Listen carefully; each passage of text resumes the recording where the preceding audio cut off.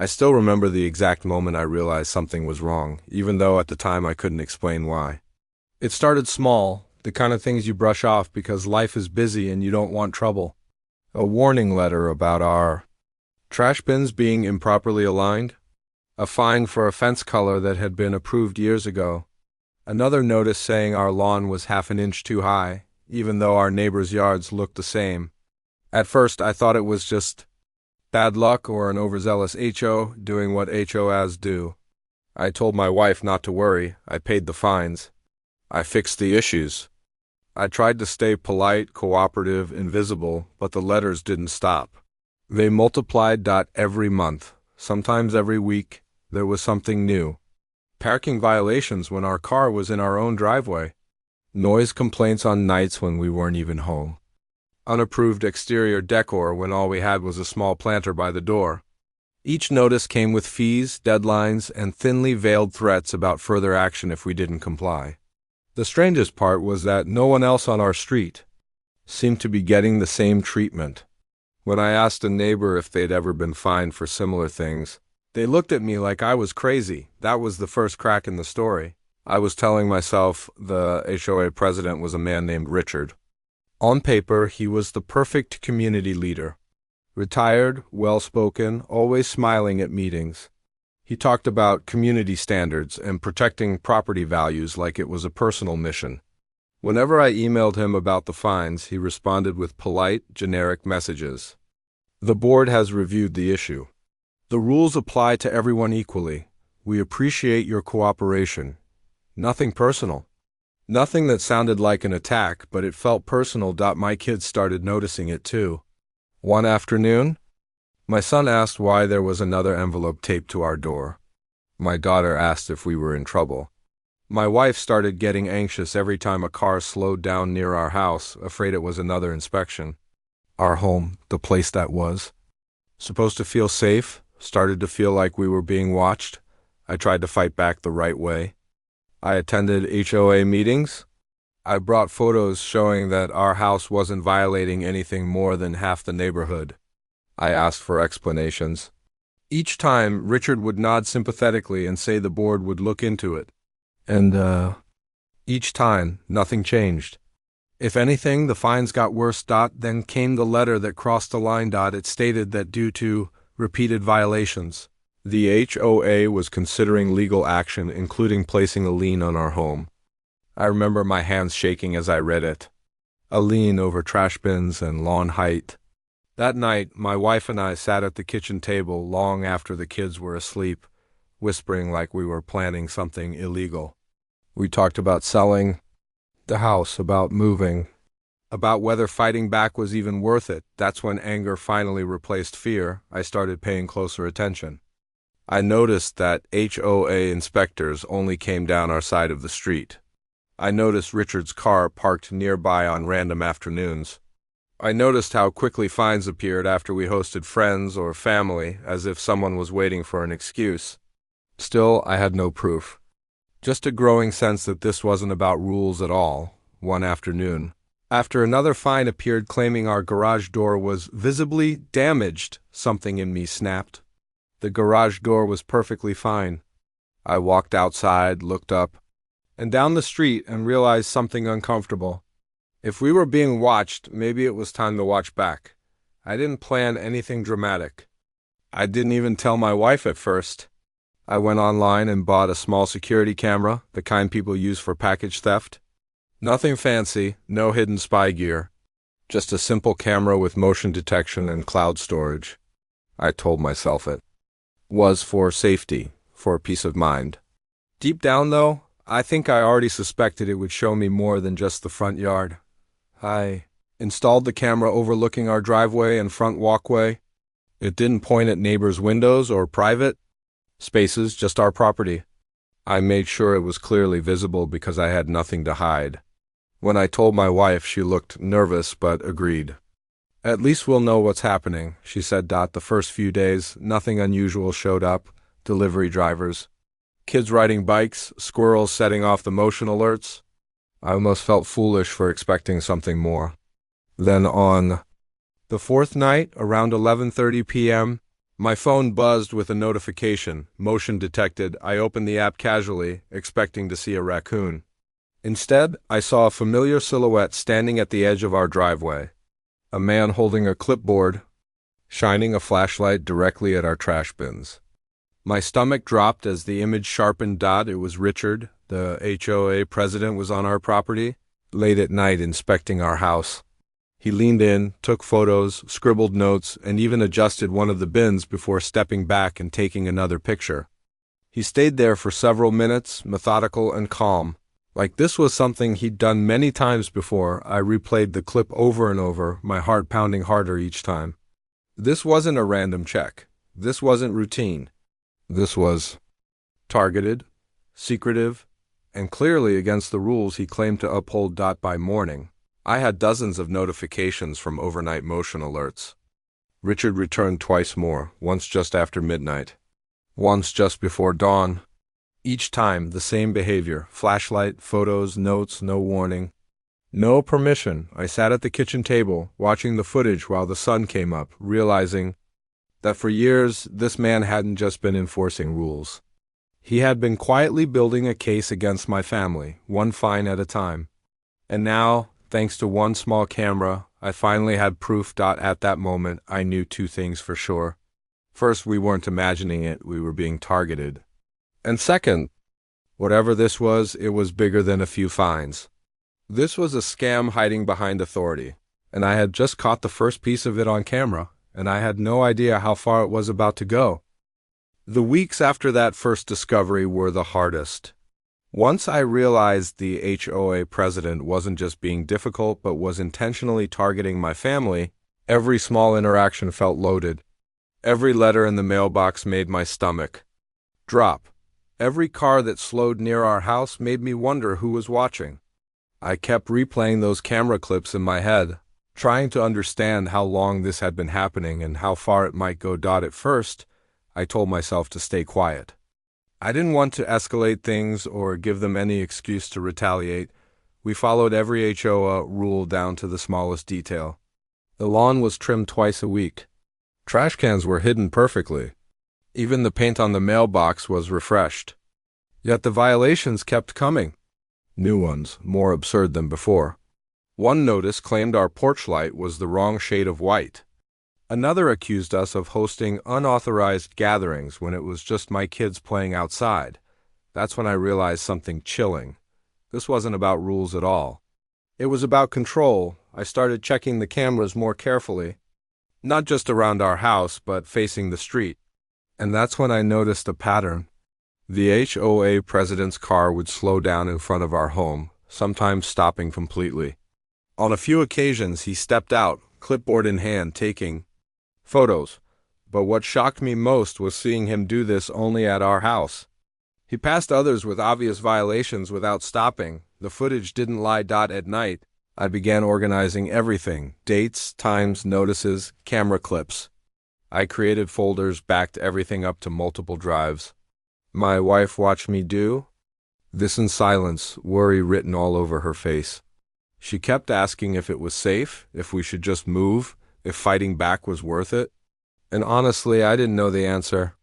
But something inside me refused to let years of quiet, intimidation end with us running away. Then things escalated. One afternoon, I came home to find a bright orange notice taped to our door. It stated that we were facing a substantial fine and potential legal action for repeated non-compliance. The deadline was shockingly short. It felt deliberate, like they wanted to catch us off guard. My hands were shaking as I read it. That fine alone could have wiped out our savings. That night, I barely slept. The next morning, I requested a formal meeting with the HOA board. I wanted everything on record. When the meeting finally happened, the room felt cold, tense. The president sat at the head of the table, calm, almost smug. He spoke slowly, confidently, as if he had done this many times before. He listed our so-called violations one by one, ignoring my attempts to explain or ask questions, but I was watching him closely. Every time I mentioned evidence, his posture changed, his smile tightened.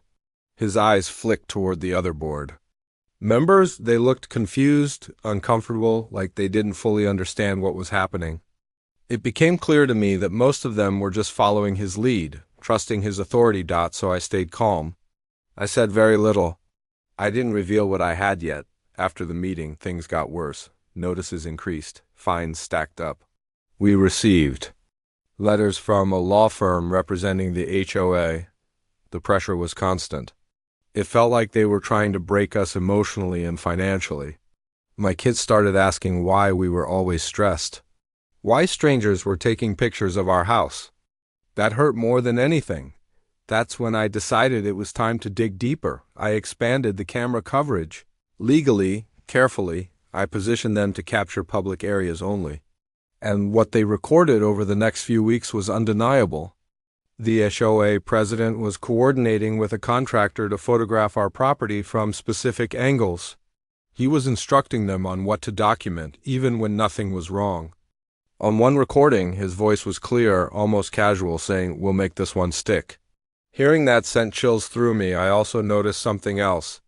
Late one evening, a different camera picked up him placing a small marker near our fence, something that looked like it was meant to justify a violation later. It was subtle, but it was there. And it was intentional. That was the moment I knew this wasn't just harassment. It was a scam. I started talking quietly to neighbors. Carefully. I didn't accuse anyone. I just asked questions, and slowly stories came out. Another family had faced fines years ago and moved away suddenly. Someone else mentioned being threatened with legal action over a minor issue. Patterns began to emerge, all pointing back to the same person. Still, most people were afraid to speak up. The HOA president had power, connections, and confidence. He made people feel small, but I had something he didn't expect. Proof. By now. The footage, documents, and timelines painted a clear picture. This wasn't enforcement, it was targeting. Selective punishment. Intimidation for personal gain. I consulted a lawyer quietly, showing only a portion of what I had. His reaction said everything. He leaned back, went silent, and then said, "This changes everything." But before taking any legal action, something unexpected happened. At the next HOA meeting, the president announced a new proposal that would give him even more authority over fines and enforcement. As he spoke, confident and assured, I realized this was his endgame, total control. And that meant if I waited any longer, it might be too late. I raised my hand, the room went quiet. I stood up, heart pounding, and said I had questions, simple ones at first, about procedures, about consistency. Then I mentioned the cameras, not the footage, just the cameras. I watched his face carefully. For the first time, his confidence cracked. Just slightly. That reaction told me everything I needed to know. I sat back down, knowing the next move had to be precise. Calculated. Because once I revealed what I had, there would be no going back. And the truth, once exposed, was going to change everything for him, and for our family forever. By the time the board meeting ended that night, I knew something had changed. Not in their faces, not in their words, but in the way the HOA president avoided eye contact with me as he rushed out. For years he had walked like a king through our neighborhood. That night he walked fast, shoulders tight, phone glued to his ear. The next morning the violations stopped. No warning letters. No fines taped to my door. No emails about imaginary rules. That silence was louder than anything. I had experience before, but I wasn't done. Because when someone targets your family for years, you don't just accept peace. You find out why it happened in the first place. I requested the HOA financial records. At first, they denied the request, claiming privacy concerns, but state law said otherwise. Homeowners had the right to review budgets, expenditures, and contracts. I sent the request again, this time certified, with legal citations highlighted. 3 days later, I received a massive PDF file. That's when the real story began to unfold. Payments to landscaping companies that never worked in our area, maintenance fees for repairs that were never done, legal expenses tied to homeowners who had never even been fined, and then I saw it, a recurring payment. Every month labeled consulting services. The amount was small enough not to raise alarms, but consistent enough to matter. The recipient? A company registered under a name I didn't recognize. So I searched it. The company was created 6 years ago, the same year the HOA president took office. Registered under his brother-in-law's name, no website, no office, no employees, just a bank account. Suddenly, everything made sense. The fines, the intimidation. The selective enforcement. My family wasn't just being punished, we were being milked. The HOA president had been using violations as a revenue stream, targeting families he thought wouldn't fight back, issuing fines, charging legal fees, and then quietly funneling that money out through fake services. And the camera? The camera wasn't just evidence of harassment. It was proof of intent, because when he destroyed our fence, he wasn't enforcing rules. He was trying to provoke a reaction, hoping I'd make a mistake, miss a deadline, or accumulate enough violations to justify more penalties, but instead he gave me leverage. I brought everything to a lawyer. She didn't smile. She didn't gasp. She just leaned back in her chair and said, "This is bigger than the HOA." She explained that selective enforcement alone could dismantle an HOS authority, but financial fraud? That could involve civil penalties, removal from office, and even criminal investigation. We prepared a formal complaint, not just against the president, but against the entire board for negligence. Before filing, the lawyer recommended one last step, a final notice. I sent a certified letter to the HOA board, outlining everything: the footage, the financial discrepancies, the conflict of interest. I gave them 7 days to respond. On day 3, my phone rang. It was the president. For the first time in years, his voice wasn't confident. He said there had been misunderstandings. He suggested we work things out quietly. He even offered to refund every fine my family had ever paid. I declined. He asked what I wanted. I said, transparency. Silence. Then he said something I'll never forget. If this goes public, the neighborhood will fall apart. And that's when I realized something important. It already had, because a neighborhood doesn't fall apart when truth comes out. It falls apart when lies are protected. The board scheduled an emergency meeting. This time, homeowners packed the room. I wasn't the only one with stories anymore. A retired couple talked about thousands in fines for unauthorized decorations. A single mother described legal threats over grass length. Another family admitted they sold their home at a loss, just to escape pattern after pattern after pattern. When the financial records were projected on the screen, the room went quiet. The president tried to speak. He never finished the sentence. A board member, one who had stayed silent for years, stood up and resigned on the spot. Another followed. Then another. By the end of the meeting, the HOA president was alone at the table, and the camera footage played again. This time, no one argued. They voted to suspend him pending investigation. But the story didn't end there, because once people stop being afraid, they start asking questions, and the answers were about to get even uglier. I still remember the day everything finally came to an end, not with shouting or threats, but with a quiet moment that felt heavier than all the years of stress combined. By the time this final chapter unfolded, my family was exhausted. We had spent years being watched, fined, harassed, and quietly pushed to the edge by someone who was supposed to protect the community.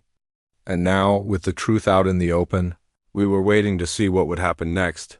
The HOA board meeting that night was unlike any other. The room was full in a way I had never seen before. Neighbors who had never attended meetings were sitting, shoulder to shoulder, whispering to each other, glancing toward the front where the president usually sat so confidently. But this time his chair was empty. That alone told me everything had changed. When the meeting started, there was no dramatic announcement. Just a calm acknowledgement from the vice president that an investigation was underway and that the president had been placed on temporary leave. You could feel the tension shift in the room. People leaned forward. Some nodded quietly. Others looked stunned, as if they were realizing for the first time that what my family went through wasn't isolated. It was part of something bigger. As residents began to speak, the stories poured out. One neighbor described fines that appeared without warning. Another talked about selective enforcement, how certain homes were constantly targeted while others were ignored. A retired couple shared how they had nearly lost their savings fighting violations that made no sense. With every story, it became clear that the camera hadn't just exposed a single act. It had exposed a pattern. For the first time in years, I felt something I hadn't felt in that neighborhood: relief. Not victory, not revenge, just relief. The kind that comes when you realize you weren't crazy, you weren't imagining things. And you weren't alone. A few weeks later, the official results came out. The investigation confirmed everything. The HOA president had abused his authority, manipulated fines, and even redirected funds for personal benefit. He had targeted families he thought wouldn't fight back, including mine. The camera footage was the key piece that unlocked the entire case. Without it, everything might have stayed hidden behind paperwork and closed doors. When the announcement was made, it wasn't publicized the way scandals on TV usually are. There were no reporters waiting outside, no flashing lights. Just an email to the community, written in careful language, explaining that the president had resigned and that legal action was being taken. Still, the impact was enormous. Neighbors stopped me in the street to apologize. Some said they wished they had spoken up sooner. Others admitted they had been scared. I understood all of it. Fear has a way of keeping people quiet, especially when power is involved. I didn't blame them. I was just glad things had finally changed. The HOA itself went through a complete overhaul. New board members were elected. Rules were rewritten. Transparency measures were introduced. Meetings were recorded. Financial reports were made accessible to everyone. For the first time, the HOA felt like what it was supposed to be: a group serving the community, not controlling it. At home, the change was just as noticeable. My family slept better. We stopped jumping every time a letter arrived in the mail. The constant anxiety faded, replaced by a cautious sense of peace. My kids started playing outside again without me worrying about who might be watching or what rule we might be accused of breaking next. But the most powerful moment came quietly one evening. I was sitting in the living room, the same place where I had first watched the footage that changed everything. The camera was still there, still recording, but now it felt different. It wasn't a symbol of fear anymore. It was a reminder of how truth, even when it's uncomfortable, has power. Looking back, I realized the real lesson wasn't just about HOAs or corrupt leadership. It was about standing your ground when something feels wrong. It was about documenting your reality when others try to rewrite it. And it was about patience, even when justice takes far longer than it should. If you're watching this and dealing with something similar, I want you to know this: you're not powerless. Systems may seem overwhelming and authority can feel absolute, but accountability still exists. Sometimes it takes one small decision, like installing a camera or speaking up at the right moment, to start a chain reaction that changes everything. This wasn't a story about winning. It was a story about surviving, about protecting my family, and about exposing the truth when silence would have been easier. And while I never asked to be part of this kind of fight, I'm grateful it ended the way it did. Because now, when I look around my neighborhood, I don't see fear anymore. I see people who understand their rights. I see a community that learned the hard way but came out stronger. And I see a future where no family has to go through what we did, all because one camera captured what words alone never could. And that's where this story truly ends. Not with anger, but with accountability. Not with loss, but with clarity. And not with silence, but with the kind of truth that refuses to stay hidden.